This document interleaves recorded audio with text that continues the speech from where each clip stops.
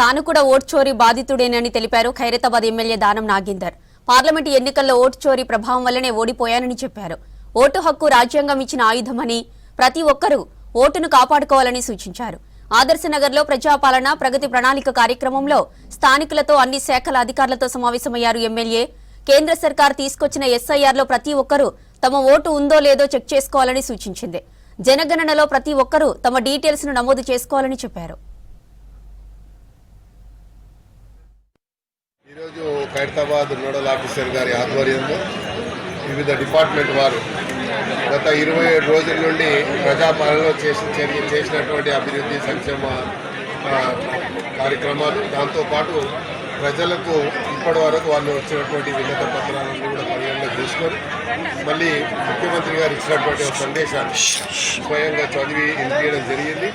ముఖ్యమంత్రి గారు ఏం చెప్పారు? ప్రతి మహిళ ఒక కోటేశ్వరం కావాలని, ఈ రాష్ట్రంలో ద్రవ్యాలను పూర్తిగా నిర్మూలించాలని, అదేవిధంగా లిటరసీ రేట్ పెంచడానికి మరి అదేవిధంగా దానికి కావాల్సినటువంటి సదుపాయాలు రాష్ట్ర ప్రభుత్వం చేస్తున్నటువంటి కేవలము ఎడ్యుకేషనే కాకుండా ఈ రాష్ట్రం హెల్త్ హబ్గా, ఎడ్యుకేషన్ హబ్గా, అదేవిధంగా మరి స్పోర్ట్స్ హబ్గా అన్ని రంగాల్లో అభివృద్ధి చెందుతున్నటువంటి ఈ రాష్ట్రం సర్వతోముఖ అభివృద్ధి జరుగుతున్నటువంటి ఈ తరుణంలో ప్రజల ఆరోగ్య పరంగా కూడా అన్ని రకాలుగా రాష్ట్ర ప్రభుత్వం మరి చర్యలు తీసుకోవాలనే ఆలోచనతో ఇక్కడ మాదక ద్రవ్యాలను పూర్తిగా నిర్మూలించాలని, ఎరాడికేషన్ ఆఫ్ లిటరసీని కూడా ఒకటి. అంటే మరి లిటరసీ రేట్ పెంచాలి అంటే మరి చదువుకోవాలి, అందరూ కూడా విద్యావంతులు కావాలని.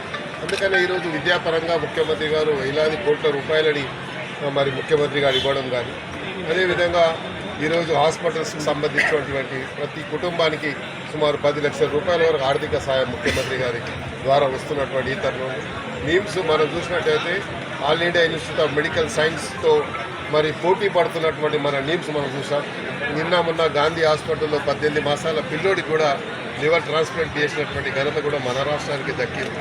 ఇలాంటి కార్యక్రమాలు మన రాష్ట్రంలో జరుగుతున్నటువంటి ఈ తరుణంలో మనం ప్రజలు కూడా మరి రాష్ట్ర ప్రభుత్వం ఇచ్చేటువంటి ప్రతి ఆదేశాన్ని మనం పాటించినప్పుడే ఇది పూర్తిగా అభివృద్ధి సాధ్యమవుతుందనే విషయాన్ని, కేవలం అభివృద్ధి అంటే అధికారులు లేకుంటే ముఖ్యమంత్రి లేకుంటే వాళ్ళ క్యాబినెట్ కాదు, ప్రజల మీద కూడా అంతే బాధ్యత ఉంటుందన్న విషయాన్ని మనం గ్రహించుకొని అప్పుడు మనం ప్రజాపాలనకు సహకారం చేసిన వాళ్ళు అవుతామన్న విషయాన్ని కూడా గ్రహించుకొని సహకరిస్తారని కోరుకుంటూ ఈ అవకాశం ఇచ్చినటువంటి పెద్దలందరికీ ప్రజాపాలనలో భాగంగా ఈరోజు నోడల్ ఆఫీసర్ గారు ఏర్పాటు చేసినటువంటి కార్యక్రమాన్ని వారికి నేను ధన్యవాదాలు చెప్పుకుంటూ మరి అదేవిధంగా లబ్ధిదారులకు సుమారు 98 లక్షల రూపాయల చెక్కులు ఈరోజు ఇవ్వడం జరిగింది.